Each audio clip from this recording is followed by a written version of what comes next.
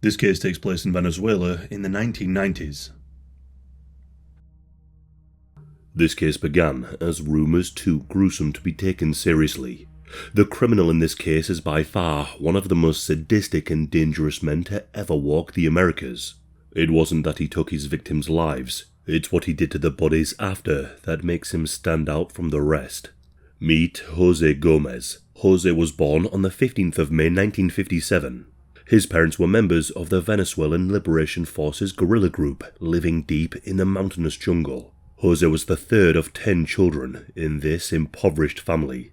Living so remotely meant that the family members' primary job was subsistence farmers. José grew up in a one-bedroom rural home where every set of available hands was needed to scratch out a living from the land.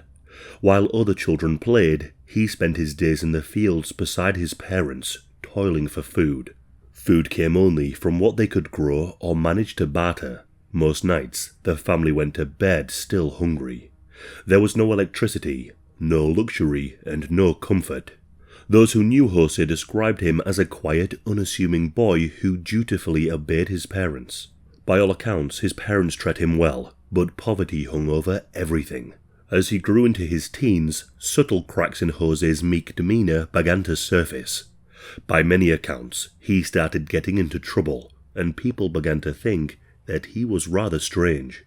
His odd behaviour seemed petty, but looking back, it was very telling. He began stealing animals from neighbouring farms. At first, it was to satisfy his hunger, but that changed into something more sinister. On several occasions, he was seen ripping feathers from live chickens, snapping their necks, and devouring raw meat as if he could not wait for it to be cooked. It was as if he preferred it that way. His family members were disturbed by the way he would drink the blood of these animals he killed. He caught the blood in his hands as it poured out of the animal and raised it to his lips while the animal was still twitching. Poverty may drive a person to do extreme things for nutrition, but in José's case it was not required. It was a fetish and a ritual carried out purely for his own twisted pleasure. This grotesque obsession, which surfaced in his early youth, stood in brutal contrast to the softly spoken boy the villagers all thought they knew. What he did to these animals should have been a warning sign, but it was brushed aside, another oddity in an already strange boy. But as puberty crept in, he began muttering to himself, conversations with voices that no one else could hear. His parents thought that he was possessed by evil spirits, but in reality he was experiencing a significant decline in mental health and suffering from undiagnosed paranoid schizophrenia. There was no care plan, no support. His illness was ignored and left to rot inside him. At some point in the 1980s, José left his hometown and began drifting in the neighbouring state. He was often seen around the city of San Cristobal, at the parks and in the outskirts, rummaging through trash for scraps of food and begging for money. He slept under bridges and in abandoned shacks, anywhere he could. Those who encountered José described him as a vagrant with unkempt hair and a distant glaze in his eyes. To the authorities, he was just another beggar, a homeless man on the fringe of society. But beneath the surface, José's mind was growing ever more unhinged. Very few people paid attention to his ramblings. It was only after a violent incident in the mid-1990s that José's deteriorating mental state finally caught the attention of the authorities. In 1995, an altercation involving another homeless man turned deadly. José was living under a bridge alongside fellow vagrants Baltasar Mourinho and Antonio Guerrero. One night, a fight broke out between José and Baltasar. Eventually, José got the better of Baltasar and managed to end his life, the specifics of which are poorly reported, but what is known is what José did next. José was a raw meat-eating, blood-drinking schizophrenic who had not eaten in weeks. José turned to Baltasar's corpse and began to devour it. José, gaunt and starving, crouched over the body and began to feed. With his bare hands, he tore into his dead companion. Flesh and blood consumed raw, just like the chickens he used to tear apart on the family farm. Only this wasn't livestock. This time, it was a man. It's not known if Baltasar was his first, but he was not going to be his last. The other homeless man, Antonio, wasn't there at the scene at the time, but when he came back to under the bridge, he couldn't find Baltazar anywhere, so suspicion turned towards José. Next, Antonio confronted José and asked him where Baltazar was. It was then that he saw the partially eaten flesh of Baltazar. Antonio ran to the police station and made a report instantly. But the police officers, they didn't quite believe Antonio at the time. They passed off Antonio as a rambling homeless man experiencing some kind of delusion. But eventually they were persuaded to check out the situation. When the police finally arrived at the scene, their disbelief melted into silence. They found José still there, surrounded by bones, blood, and the remains of what used to be Baltazar. José was arrested and was taken into custody. At the time, Venezuela was a country not yet saturated by violent crime, and where poverty was common, but murder was still relatively rare. The discovery of a cannibal shocked Venezuela to its very core. The press seized the story, but the punishment never matched the horror. José underwent a round of psychiatric evaluations, and the result was confronting. He was clearly suffering from paranoid schizophrenia, and he got his diagnosis. Under Venezuelan law, his illness rendered him not criminally responsible for the murder nor the cannibalism. With no pressure from Baltazar's family and friends to contest the ruling, he completely skipped prison. He was declared mentally unwell and was committed to a psychiatric rehabilitation institute in a small town for treatment. José's condition seemed to improve whilst under the influence of medication and supervision. He spent roughly 2 years at the mental hospital, where for the first time in his life he received regular meals, a bed and psychiatric care. By 1997, the doctors judged José stable enough to be released. Shockingly, he walked out of the institution with a bottle of antipsychotic medication and instructions to continue treatment as an outpatient, but he had no home to go to, and the system made no effort to monitor him. The Venezuelan justice system was stretched thin and ill-equipped to monitor homeless psychiatric patients, so they simply just lost track of him. By the end of the 1990s, he was living in a crude lean-to shack he cobbled together under a bridge on the outskirts of Tariba, a town just on the outside of San Cristobal. Here, he hunted animals and consumed their flesh raw, but before too long, the taste of raw animal meat was no longer enough. José had discovered something darker, something tastier. He was no longer hunting animals. Now, he was hunting people. Whilst he was in the psychiatric ward, he made friends with a man named Manuel. He enjoyed Manuel's company because he was incredibly nice to him. When Manuel was released from the ward and back to freedom, José found him and invited him to accompany him for a while. The two homeless drifters drifted along together, begging for scraps of food and money. It was after a short while, in November of 1998, that José had a change of heart. He thought, if Manuel was such a good person, then maybe this reflected in the taste of his meat. José invited Manuel over to his shack one last time, only Manuel was not greeted with friendly hospitality. There was no food, but the stove was on. At this point, José grabbed his long spear-headed pole, described as bamboo by some and metal by others. He then drove this straight into Manuel's chest. He stabbed him with enough force to kill him. José then butchered Manuel into an edible and more palatable fashion. He wasn't only feeding himself. He decided he was going to cook his best friend and share him with his fellow homeless neighbours. The neighbours were none the wiser, and they were not in a position to turn away free food. José made some empanadas. These recipients expressed just how delightful the meal was, like nothing they had ever eaten before.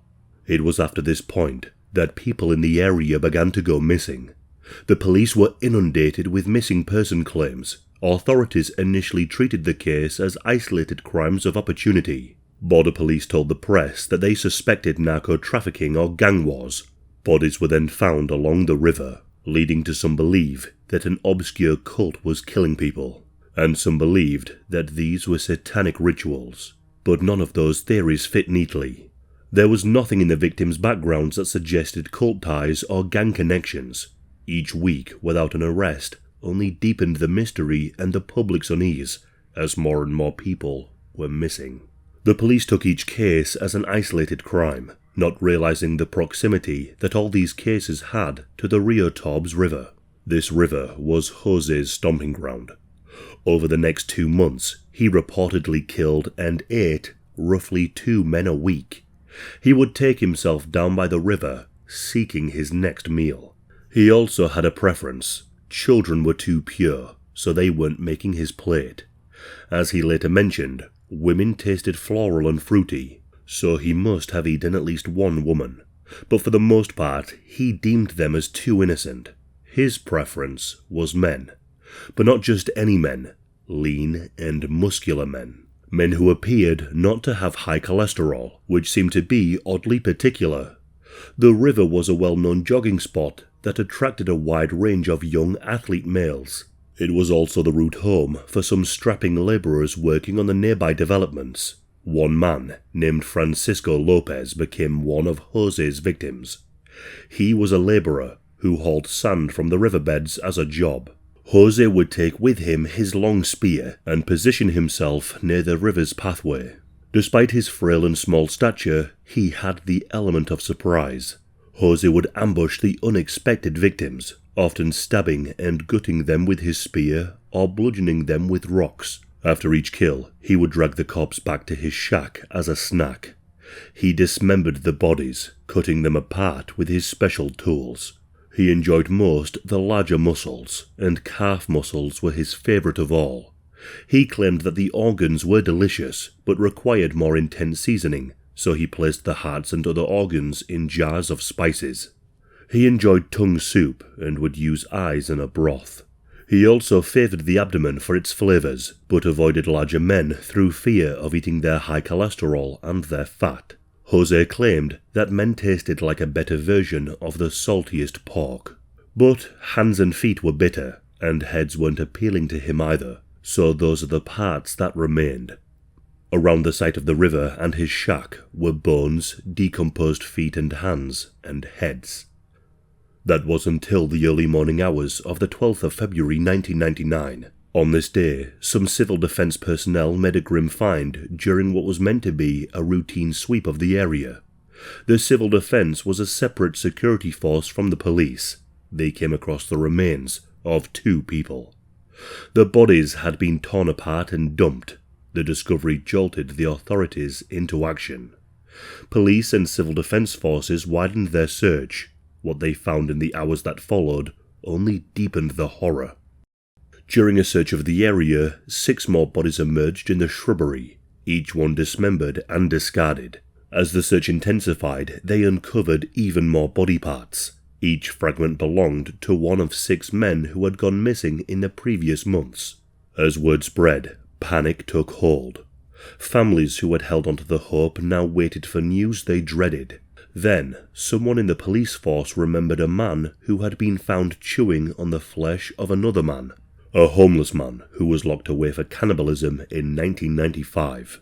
Now, with suspicion building, investigators turned their focus towards the homeless people under the nearby bridge. The place was known as a refuge for the discarded, homeless drifters, addicts, and the forgotten. There, among the makeshift dwellings and discarded belongings, stood José's ramshackled hut.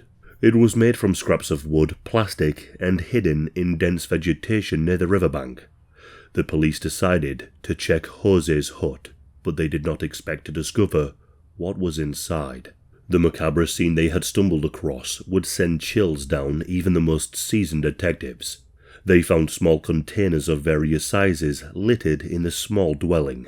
Each of them was filled with human flesh marinating in strange herbs and fluids, alongside pots containing partially cooked human flesh. Further examination revealed multiple severed hands and heads hidden discreetly among mundane household objects. The crude makeshift kitchen was littered with rudimentary cooking utensils, stained darkly with charred blood from repeated use. As the officers processed the scene, José emerged from the nearby bushes, walking calmly and casually towards them. The suspect identified himself as José Gómez. His demeanour amid the horrific discoveries unnerved the police, and they quickly detained him. Without hesitation or emotion, José began confessing, unravelling a chilling narrative that detailed each step of his horrifying crimes. He explained methodically how he targeted his young, healthy victims, all of whom were men, bound with muscle, and were incredibly fit. He said he found their meat to be particularly appealing to him. And then shockingly, investigators soon realised that this gruesome spree wasn't the man's first encounter with murder or even cannibalism. The story they had recently heard of the homeless cannibal back in 1995 was in fact the man they were looking for. He was charged with the murder and cannibalization of 11 men. But many people think that this only scratched the surface. During interrogations, when asked why he resorted to such grotesque sustenance, he calmly replied that human flesh was preferable, stating matter-of-factly, "I like meat, especially human meat." Following his arrest, Venezuela's press sensationalized the story, branding José as the man-eater. Some even called him the Hannibal Lecter of the Andes. The revelation completely stunned the nation, which struggled to comprehend how such heinous acts could occur undetected for so long. Despite being in police custody, his flesh-eating days were not behind him.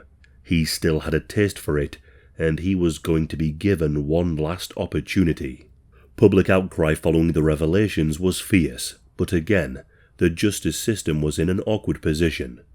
In the end, the Venezuelan courts never held a conventional murder trial. Instead, José was diagnosed with paranoid schizophrenia and was declared immutable once more. Technically, no criminal sentence or formal conviction was issued. However, the judge said he will have a never-ending sentence. José has been confined under an indefinite security measure ever since. José was placed in a detention center. However, this particular institute only had a capacity of 120 inmates, and technically, he wasn't a criminal prisoner. He was in a very grey area of the law. In 2002, the judge arranged for him to be moved to a state psychiatric sanatorium. This was called Babula. However, this facility refused him as he was deemed just too dangerous, and so he was returned to the detention center. As time went on, José had several review hearings, and each time his indefinite detention was upheld, and for good reason. He still had more cannibalism left inside him. In the final days of September 2016, violence erupted inside the prison that he was held in. The facility was notorious for overcrowding and neglect. What began as a protest spiraled into a month-long siege. Armed inmates took control of the prison, seizing hostages that included officers and visiting relatives. As days turned into weeks, the captors released horrifying videos. One showed a man's fingers being severed, but then whispers spread that some prisoners had been killed, and worse. By early October, 2 inmates were confirmed dead. They were identified as Anthony Correa and Juan Herrera. Both men were young and were from working-class families. According to relatives, they had been jailed for robbery. Juan's father told reporters that his son had begged to be transferred before the prison riot broke out, but he never made it out.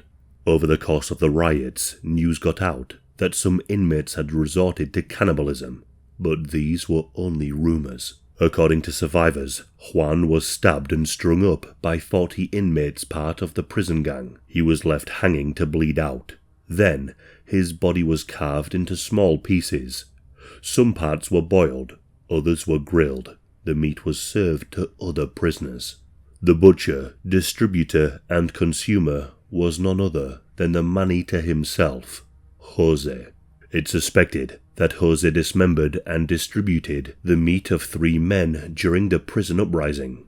The families of these victims were told that they had been murdered, but they never spoke about the rumours of cannibalism. 6 police officers were arrested for allegedly aiding or allowing the violence to continue. But when pressed about the allegations of cannibalism, the Prime Minister dismissed them, saying nothing could be proven without scientific evidence. Meanwhile, lawyers claimed to have video proof of the cannibalism and demanded a full investigation. But the families got nothing but silence. Juan's father said that he had to borrow money just to bribe officials for scraps of information. Months passed, but forensic results never came. By 2018, he was still waiting for answers, and still waking up from nightmares about what happened to his son. He had no body, no death certificate, only words from other prisoners. José, despite being named repeatedly, has not faced trial for what happened during those blood-soaked weeks. Authorities remain mute, and their families continue to demand justice. In 2024, a non-governmental organization reported that José is now 67 years old and has spent 25 years in custody without a trial or sentencing. He receives medication, does light chores in his cell block, and has never been recorded engaging in violence during detention. Human rights monitors say that his case reflects a troubling legal uncertainty. He remains detained under what is described as a security measure, though there is no clear timeline or formal conclusion. Some argue that despite the concerns, his continued detention has made the world a safer place to live in.